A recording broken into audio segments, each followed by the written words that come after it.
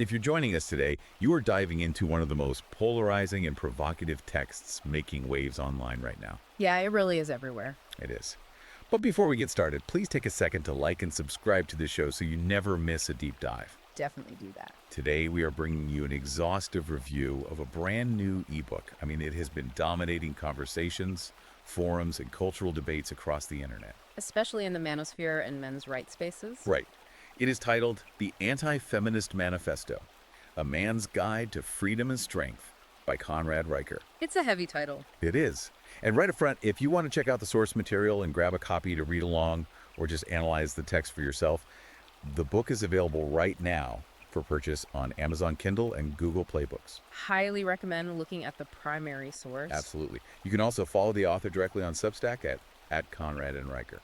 It is certainly a text that is generating a massive amount of discussion, and when you dig into the pages, it's easy to see why. Oh, completely. The material we are covering today tackles some of the most sensitive, highly debated, and fundamentally raw cultural issues of our modern era. Yeah, he doesn't hold back. Not at all.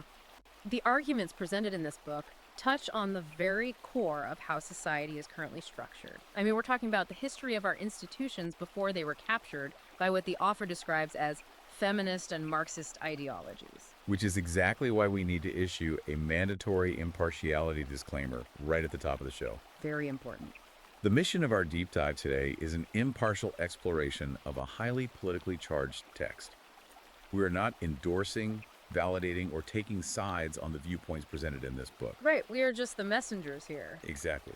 Our goal is strictly to unpack the author's arguments and report on the ideas contained in the original source material so you can understand the perspective being presented. We want you to see the architecture of his argument. Yes.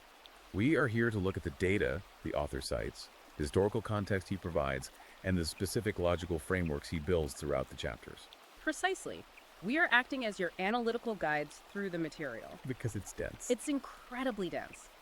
Regardless of where you personally fall on the political spectrum, understanding the mechanics of the arguments being made in this cultural cornerstone is crucial. You have to know what the arguments are to participate in the conversation. Exactly.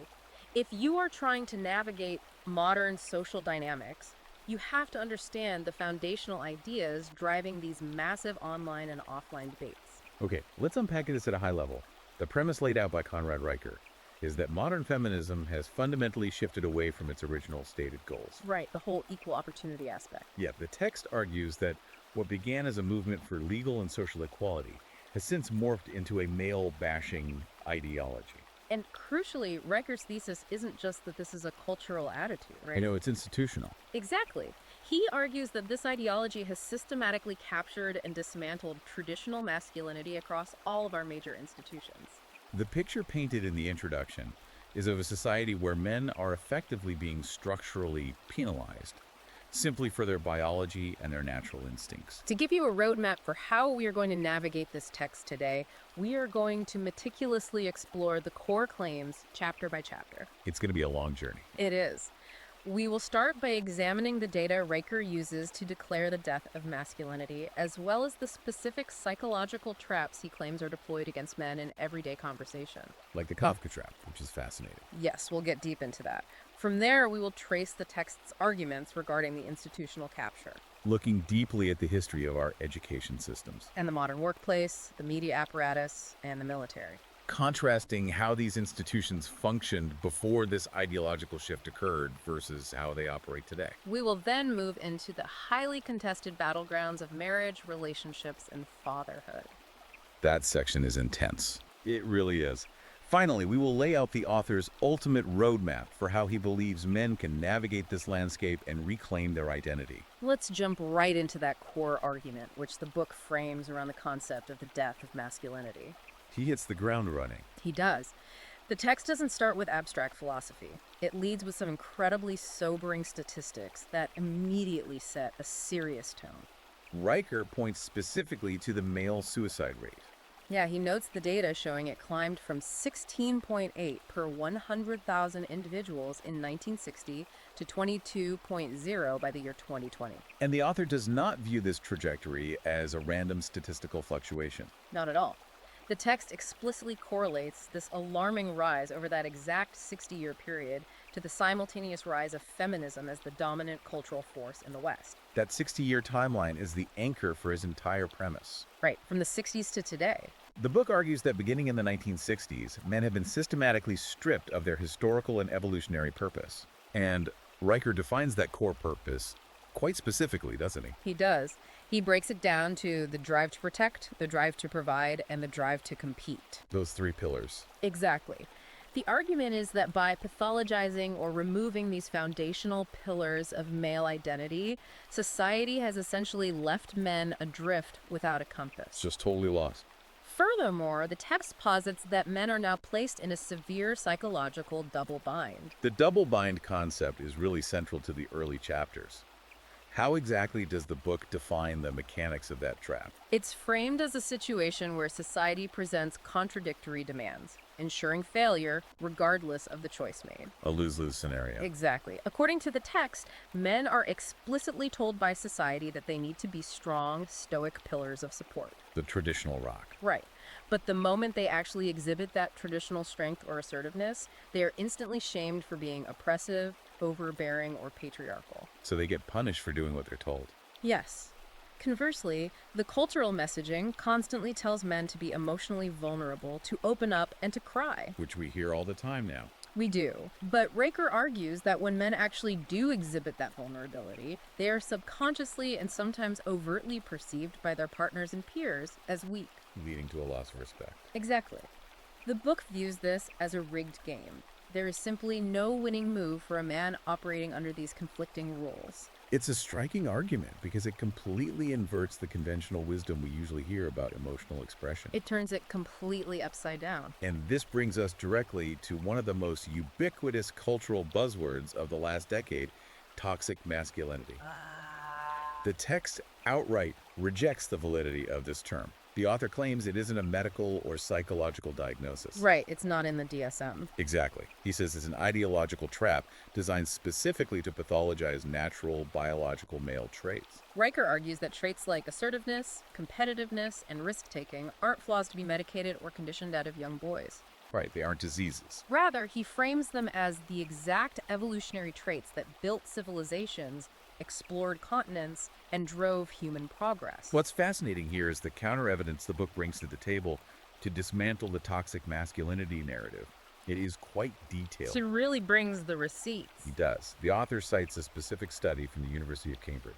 Which demonstrates that individuals, specifically men, who exhibit high levels of assertiveness and competitiveness are statistically much more likely to succeed in leadership roles. And navigate complex organizational challenges. The text uses this data point to highlight what it views as a massive societal hypocrisy. A culture that absolutely relies on male strength, risk-taking, and drive for its foundational stability. Yet constantly demonizes those exact same traits in the public square. The book also looks at international comparisons to drive this point home, specifically pointing heavily to Japan.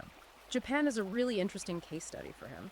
Riker notes that Japan is a society that historically and currently celebrates the stoic, traditional male provider role.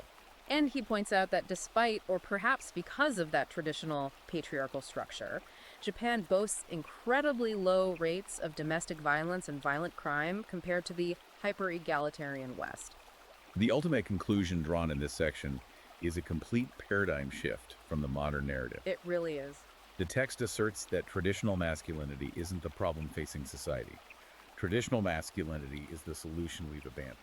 The author argues that instead of constantly apologizing for their nature, men should be unapologetically embracing it. But the text also acknowledges why so many men are terrified to do so in the current climate. Yeah, there's a real fear there. To explain this paralyzing fear, Riker utilizes a fascinating psychological and literary concept, the Kafka trap. This was one of the most compelling parts of the early chapters. For those who might not be familiar with the origin of the term, it comes from the works of the author Franz Kafka. Specifically his novel, The Trial. Right. In that story, a character is arrested and accused of a crime, but the nature of the crime is never actually explained to him. The terrifying part of the trap is that any attempt the character makes to defend himself, Or demand evidence. or express outrage at the unfairness of the situation, is simply used by the authorities as further proof that he is guilty and belligerent. Riker takes this literary nightmare, and applies it directly to modern gender dynamics and cancel culture. The application of the concept here is incredibly potent. The book describes a modern Kafka trap as a scenario where any defense a man offers against an ideological accusation is automatically absorbed by the system as further proof of his inherent guilt. The mechanics of it are insidious. Give an example from the text of how this plays out. Okay, so if a man is labeled as toxic in a workplace setting and he gets rightfully angry or defensive about the baseless accusation, Which is a normal human reaction, exactly, that resulting anger is immediately categorized as toxic aggression. proving the initial point in the eyes of the accuser. Right.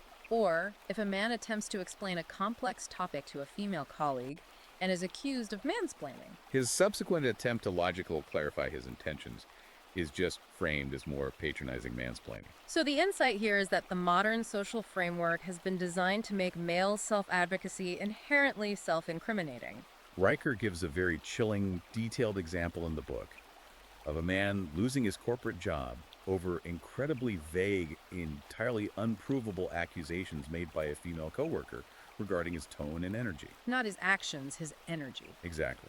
The text details how, because of the prevailing cultural climate and the fear of PR backlash, the HR department fired the man without any semblance of due process or burden of proof. His reputation was completely destroyed, not by evidence of wrongdoing, but by the mere specter of an accusation. The text argues that the accuser in the modern era always holds the ultimate social capital. While the accused man holds zero. The natural result of this, according to the book, is the creation of a culture where men are constantly walking on eggshells, They were actively self-censoring in the workplace. filtering their thoughts on social media, And even holding back in their own private relationships. because they fundamentally understand that the system is rigged against them. And that concept of a rigged system of institutional capture transitions us conceptually into the next major section of the manifesto. Right, moving from the psychological to the structural. The author moves from the psychological policing of men to the structural policing of men. The text argues that institutions which historically functioned as meritocracies Or were fundamentally designed by and for male behavioral patterns. have been entirely transformed over the last few decades. The first major pillar the book tackles is the education system. The overarching claim here is that modern schools have been fundamentally emasculated. The statistics presented regarding education mark a stark contrast to previous decades. The text highlights that boys are currently 30% more likely to drop out of high school than girls. Rather than blaming the boys for failing to adapt, Riker places the blame squarely on a feminized education system. A system that actively punishes natural male exuberance and kinesthetic learning. The book dives deeply into the mechanics of how the modern school day is hostile to male biology. It points out that the educational models of the 1950s and 60s accommodated boys. There were robust shop classes Highly competitive physical education. and a focus on hands-on mechanical problem solving. Riker argues that the modern classroom has completely inverted this. Success today favors sitting entirely still for 8 hours Quiet collaboration. and high emotional intelligence. Developmental areas where biological girls typically mature much faster than boys. The system completely fails to accommodate the kinetic, competitive, and high-energy learning styles of boys. The text gives examples that are going to sound very familiar to anyone tracking the news or raising kids today. It cites the widespread banning of playground games like dodgeball, tag, and Red Rover. Because administrators deem them too competitive, exclusionary, or physically unsafe. The book also spends time critiquing the push for what it labels woke math. Where the traditional, objective, right or wrong nature of mathematical problem solving is being replaced. With subjective, ideological word problems and a focus on the feelings associated with getting the wrong answer. And perhaps the most extreme example cited in this chapter is a push by certain teachers' unions in states like California to implement mandatory masculinity workshops. The text details how these workshops are designed to force middle school boys to unlearn toxic behavior and apologize for their societal privilege. The author asks the reader to imagine the psychological impact of being a 12-year-old boy. Full of natural testosterone and energy. And the primary institution you are legally required to attend every single day explicitly tells you that your baseline instincts are inherently dangerous and toxic. It's a compelling correlation the text draws between this early pathologization of boyhood and the massive dropout rates. But it's fascinating how that dynamic of being penalized or marginalized in early education eventually bleeds into adulthood and higher academia. because the book traces this exact same thread straight into the university system. When we look at higher education, the text notes a massive demographic inversion. Women now make up roughly 60% of all college graduates in the United States. Which is a complete structural flip from the 1970s, where men were the overwhelming majority on college campuses. How does the book explain that rapid structural reversal? The text attributes a massive portion of this shift to the implementation and subsequent weaponization of Title IX. Now, historically, Title IX was introduced in 1972 with the stated intent of leveling the playing field. It was a single sentence designed to prevent sex-based discrimination in federally funded educational programs. However, Riker's argument is that over the ensuing decades, the massive bureaucratic compliance offices created to enforce Title IX have mutated. The text claims these offices have been weaponized by ideological actors to actively push men out of academia. The book details the specific mechanisms of this, arguing that Title IX is now used as a cudgel to implement de facto gender quotas. Quotas that prioritize female enrollment, female scholarships, and female faculty hiring, regardless of merit. Furthermore, the text paints a picture of modern university campuses functioning as hostile environments for male faculty members, who report feeling incredibly isolated, frequently passed over for tenure in favor of diversity hires, and constantly terrified of being targeted by biased, career-ending Title IX tribunals that operate outside the standard legal burden of proof. The overarching thesis of the education chapters is that from kindergarten to the PhD level, men are treated as an endangered or actively hunted species. And once they manage to survive the education system, the book argues they step out into a corporate workplace that is equally stacked against them. This leads us to Chapter 7, which tackles the modern corporate environment and takes direct aim at what the author calls the wage gap myth. The text pivots to a highly contested data point here. Riker does not mince words when it comes to the wage gap. He outright dismisses the endlessly repeated cultural narrative that women earn 77 cents for every dollar men make for doing the exact same work. The book characterizes this 77-cent statistic not as a reflection of reality, but as a statistical fairy tale. Deliberately manufactured to scare the populace into submission and justify the endless expansion of corporate diversity, equity, and inclusion, or DEI agendas. The book spends a significant amount of time unpacking the reasoning behind the raw data to debunk the 77-cent claim. The author points out that this specific statistic relies on taking the median earnings of all full-time working women and comparing it to all full-time working men, completely ignoring the massive critical variables of job choice, hours worked, and danger. The text emphasizes that men and women, on average, naturally gravitate toward vastly different fields. And crucially, men are overwhelmingly the ones taking on the most dangerous, physically demanding, grueling, and socially invisible jobs in our society. The statistics cited here are brutal. The text points out that when you look at industries like deep shaft mining, commercial logging, offshore commercial fishing, and oil rigging, the workforce is almost entirely male. And because of the nature of those jobs, the book cites the fact that men account for a staggering 93% of all workplace fatalities. This is what sociologists sometimes refer to as the glass cellar. Riker argues that men earn more on average, not because of a shadowy patriarchal conspiracy in middle management, but simply because men work longer hours, take significantly less time off for family planning, and are willing to risk their lives and their bodies in hazardous industries that pay a massive premium for that danger. The text uses this to point out a glaring hypocrisy in modern advocacy. Right. The author makes the biting point that feminist advocates are incredibly quick to demand equal 50-50 representation in comfortable, air-conditioned corporate boardrooms and corner offices. But you never see a massive cultural push for 50-50 gender quotas on deep-sea oil rigs, or in coal mines, or in raw sewage maintenance. The demand for equality, the book argues, only applies to the top tier of comfort and power. But the analysis doesn't stop at blue-collar work. Here's where it gets really interesting. The text argues that even when you control for the environment and look strictly at the modern white-collar world, specifically the tech industry, the numbers are incredibly revealing. The book cites a comprehensive 2020 industry report showing that men are 40% less likely to be hired in tech roles if a woman applies for the exact same position with the exact same resume. I want to pause on that because the tech industry is a crucial battleground in this book. It is? How does the author explain this 40% penalty for being male in an industry that historically prided itself on pure mathematical meritocracy. The argument is that the tech industry has been completely captured by an ideological HR apparatus. The text posits that Silicon Valley was once the ultimate meritocracy, an environment where only the elegance of your code and the brilliance of your innovation mattered. But over the last decade, the book claims that affirmative action policies and rigid diversity quotas have entirely replaced merit with reverse discrimination.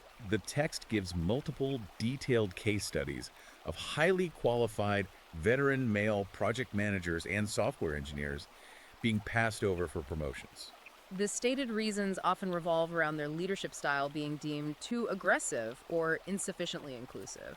While noticeably less experienced, female colleagues were promoted rapidly simply for displaying collaborative energy and helping the company meet its diversity metrics. So the insight here is that corporate competence has been redefined from ability to produce results to ability to fulfill demographic quotas.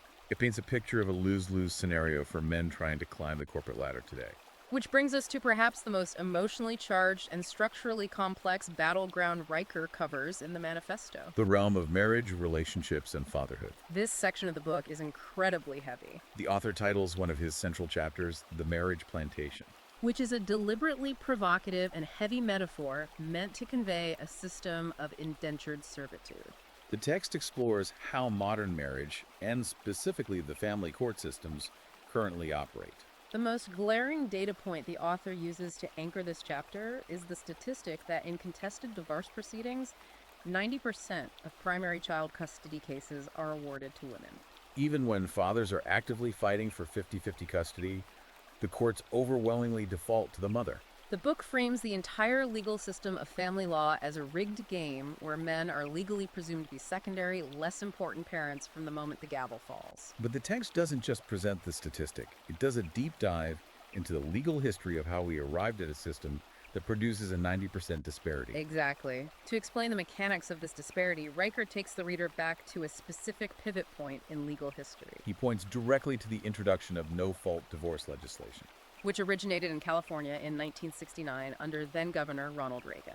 At the time, this legal shift was universally championed by feminists and progressives as a massive step forward for personal freedom. Allowing individuals to leave unhappy marriages without having to undergo the grueling process of proving adultery, abuse, or abandonment in a court of law. But Riker views this entirely differently. The text explicitly refers to no-fault divorce as a wrecking ball taken to the foundational structure of the traditional family unit. The book's analysis of the mechanics of no-fault divorce is critical to understanding its overarching thesis. The author argues that by allowing a legally binding contract, the marriage vows to be unilaterally dissolved by one party for any reason or no reason at all. The state essentially stripped men of their legal protections. The text argues that this legal framework destroyed the dignity of the husband and ultimately obliterated his inherent rights to his own children. In Riker's view, the family courts transformed fathers from leaders of the household into little more than walking ATM machines. Legally bound under threat of imprisonment to pay exorbitant alimony and child support to women who chose to break the contract. And the fallout from this systemic removal of fathers from the home, the book points out, is absolutely catastrophic for the next generation. This isn't just about aggrieved men, it's about societal collapse. The text highlights an alarming, widely cited statistic. Over 25% of American children are currently growing up in homes completely without a father present. The text connects this massive epidemic of fatherlessness directly to the most pressing social crises of our time. The author draws a straight, statistically backed line from fatherless homes to drastically higher incarceration rates among young men, Plummeted academic achievement across the board. and a massive, unprecedented surge in youth mental health crises and substance abuse. What I find really interesting about this chapter is how the book contrasts the stark reality of those statistics with the prevailing cultural narrative about parenting. The text is incredibly firm on this point. Riker argues that modern feminist ideology, aided by the media, actively treats fathers as disposable accessories to the family unit. The cultural narrative often suggests that children simply need a parent gender being irrelevant. Or that the state, the school system, and the community can adequately fill the void left by an absent father. The author insists that this is a dangerous, empirically disproven delusion.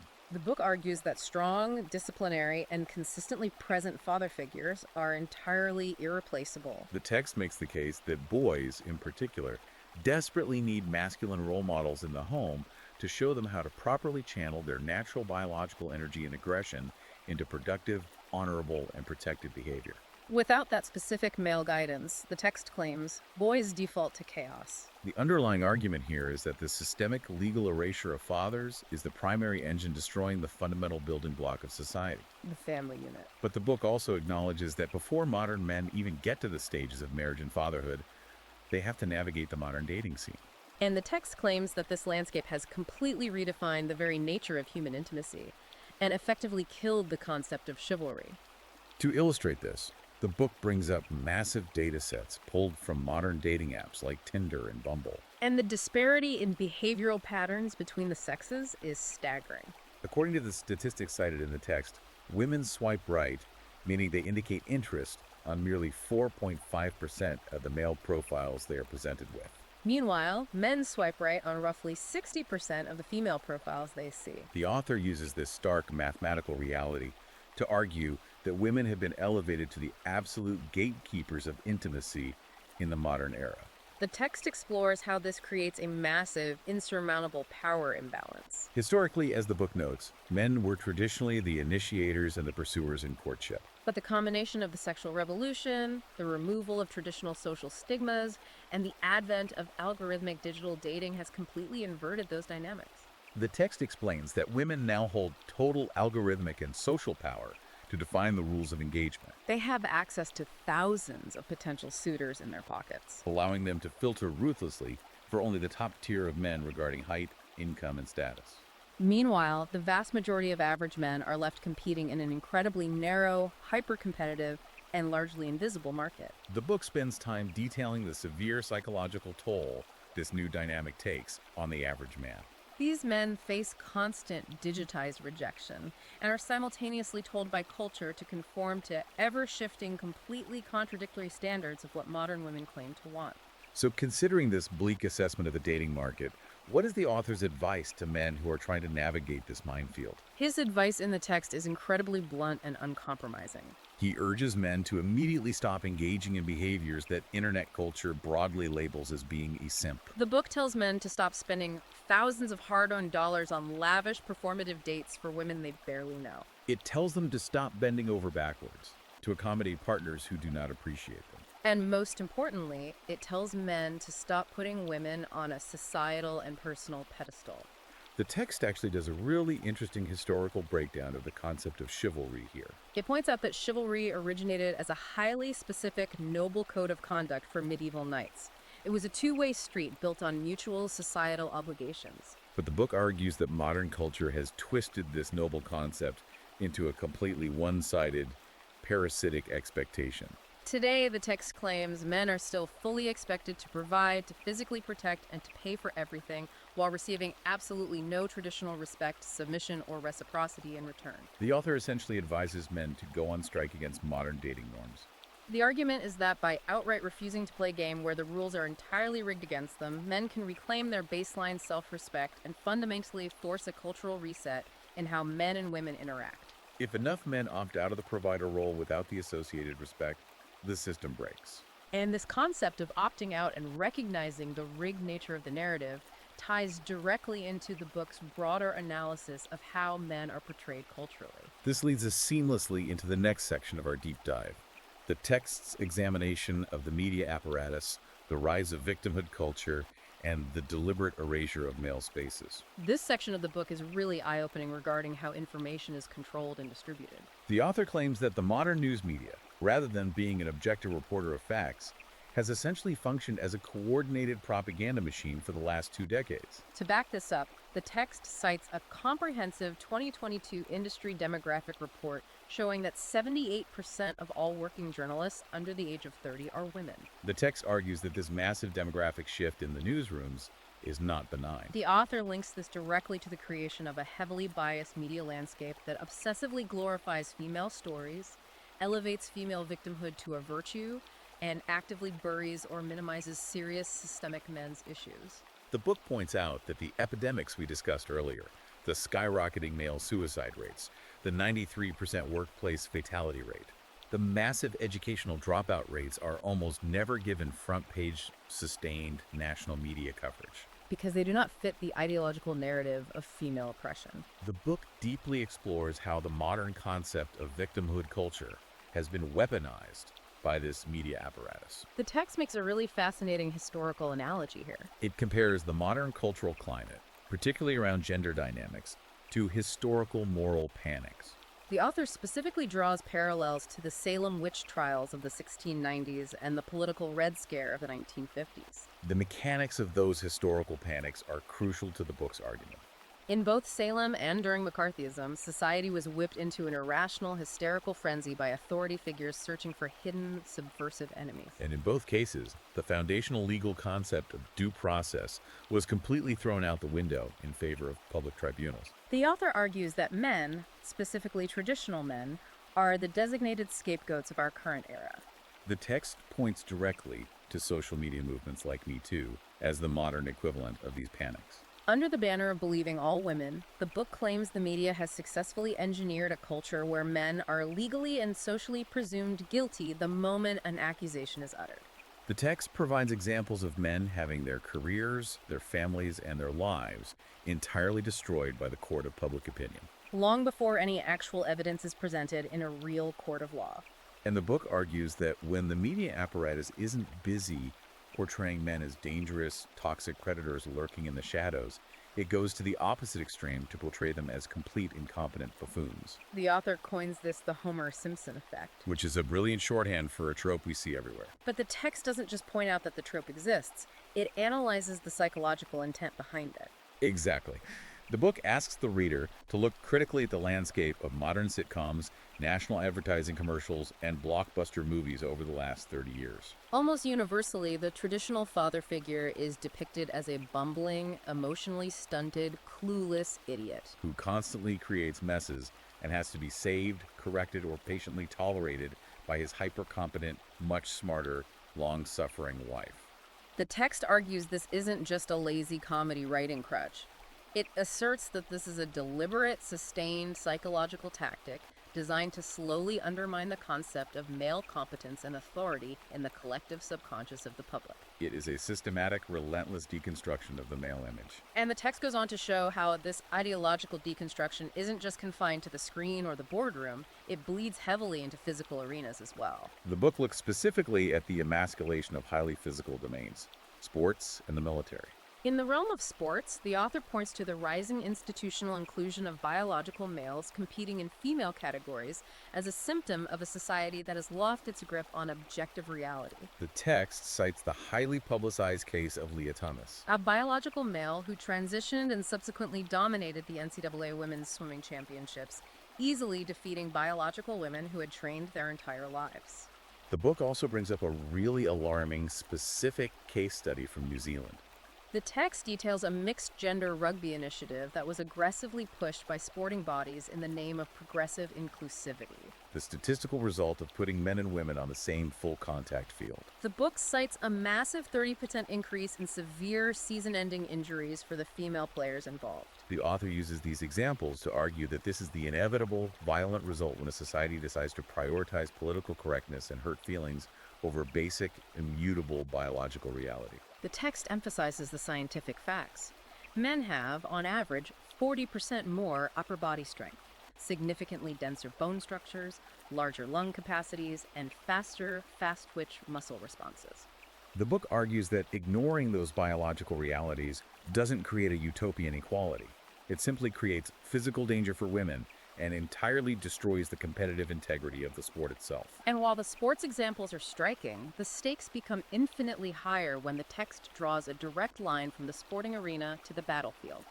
The book intensely examines the recent political push for gender-neutral physical standards in the armed forces. This is where the author argues the ideology becomes an existential threat to the nation. The text cites a comprehensive study from the RAND Corporation, a highly respected global policy think tank.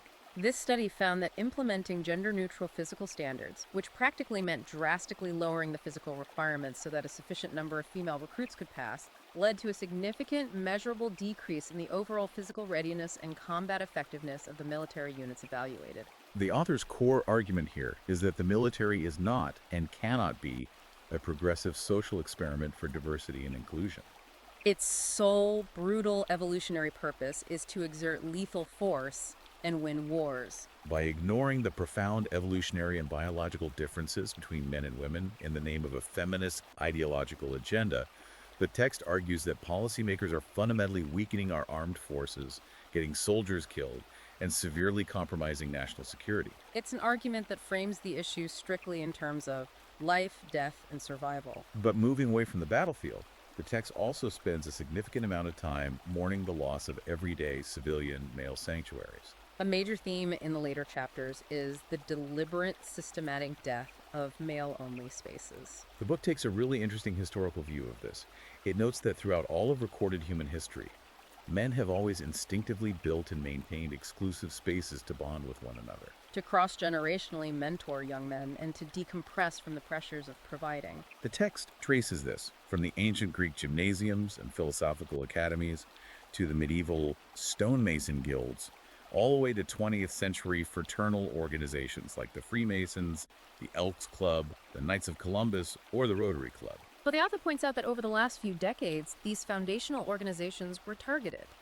The text details how they were hit with relentless legal lawsuits, political pressure, and coordinated public shaming campaigns by feminist advocacy groups. The ultimatum presented to these organizations was simple: admit women and integrate, or be sued into bankruptcy and socially destroyed. And the book argues that by forcing integration, the specific, unique chemistry of those spaces was instantly destroyed. But what really drives this point home is the public health data the author connects it to. If we connect the destruction of these spaces to the bigger picture of male well-being, the impact is profound. The text argues that it's not simply about men wanting a private place to drink beer and play cards away from their wives. It's about fundamental psychological survival. The book cites compelling sociological research, showing that men who lack strong, close friendships and deep social ties are 30% more likely to die prematurely from stress-related illnesses, heart disease, or suicide. The argument laid out in this chapter suggests that the relentless feminist push to integrate and police every single male-dominated space has left modern men incredibly isolated. Without the brotherhood, the unfiltered communication, and the vital mentorship that these traditional organizations use to seamlessly provide, the text claims men are falling into a void of depression, screen addiction, and despair. It entirely reframes the modern conversation around the crisis of male mental health. The text posits that men are not inherently broken or emotionally defective. Rather, the vital societal infrastructure that used to support, guide, and sustain them has been intentionally bulldozed. This realization transitions us into the final major section of the book, which serves as the author's prescriptive roadmap for the future. After laying out this massive systemic critique, the obvious question is, how does the text suggest men actually reclaim their masculinity and navigate a world that is so heavily stacked against them? Riker starts his roadmap by looking at the remaining cultural institutions, specifically focusing on religion and advocacy. And he makes a highly controversial claim here regarding the modern church. The text argues that mainstream religion, much like the education system, has been largely emasculated by feminist theology. The author claims that many modern denominations have replaced traditional strong male leadership and rigorous moral demands with a watered-down, hyper-inclusive, emotionally driven dogma that actively alienates men who are seeking discipline and truth. However, the book does point to a few massive, notable exceptions. The text explicitly praises institutions like the Orthodox Catholic Church and the more traditional wings of the Southern Baptist Convention for holding the line against these massive cultural pressures. The author commends them for maintaining strict, biologically based male leadership in the clergy. The overarching argument is that the only organizations that will survive the current ideological storm without disintegrating are the ones that absolutely refuse to compromise their core traditional patriarchal values. But the author also turns a very critical, surprising eye toward the secular pushback, specifically the men's rights advocacy or MRA movement itself. Yes, I found this to be one of the most unexpected books of the entire book. You'd think a text like this would universally champion the MRA movement. But Riker argues that even the online and offline spaces specifically designed to advocate for men's legal and social rights are increasingly being infiltrated and taken over by female advocates and female spokespersons. The text critique here is purely psychological. The author believes that when women are allowed to lead, manage, or act as the primary voices for MRA spaces, it sends a devastating subconscious message to the culture. The message that men are so beaten down and incapable that they require women to fight their own battles for them. Riker argues this dynamic is inherently emasculating. The text insists that if men are going to reclaim their dignity, they must step up and aggressively lead their own movement, explicitly without female intervention, approval, or gatekeeping. So what does this all mean?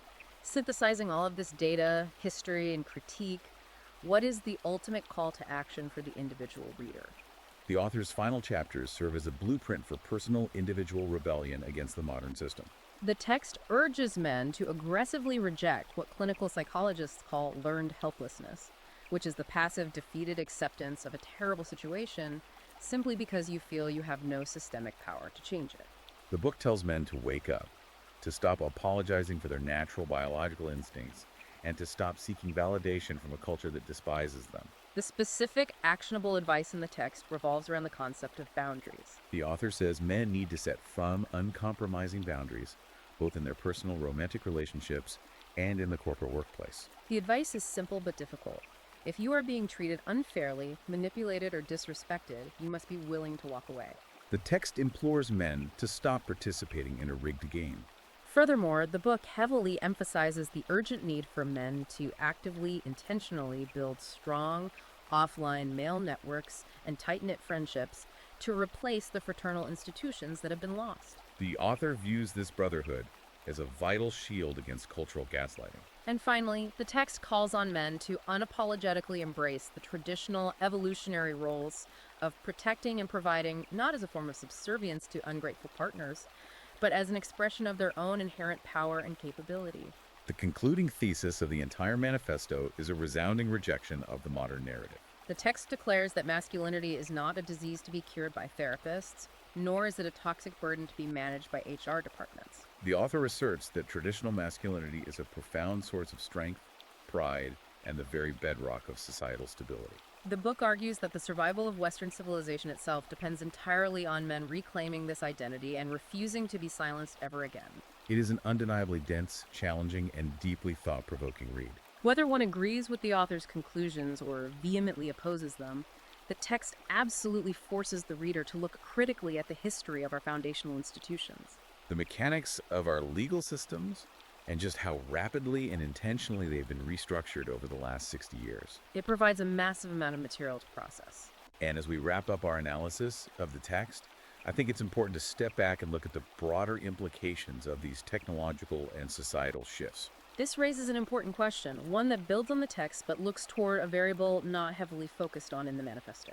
As we move rapidly into an era dominated by artificial intelligence, advanced robotics, and automation, where both the grueling physical labor of the blue-collar world and the analytical management of the white-collar corporate world are increasingly being outsourced to machines, how will the fundamental biological definitions of providing and protecting need to evolve? If the economic utility that has defined male purpose for millennia is suddenly rendered obsolete by silicon, how do men forge a new, vital identity that satisfies their evolutionary drive in a post-labor economy? That is a staggering philosophical question to consider, and a perfect thought for all of you to mull over as you go about your week. It definitely is. As a reminder, today's deep dive was an extensive, impartial review of the ideas presented in the new ebook, The Anti-Feminist Manifesto, A Man's Guide to Freedom and Strength by Conrad Riker. If you want to dive into the raw data, the historical timelines, and the complete arguments for yourself, please check out Amazon Kindle and Google Play Books to buy and read the book directly. You can also follow the author's ongoing commentary on Substack at Conrad and Riker. Finally, please remember to like and subscribe to the show so you never miss a deep dive. Thank you so much for joining us, and we will see you next time.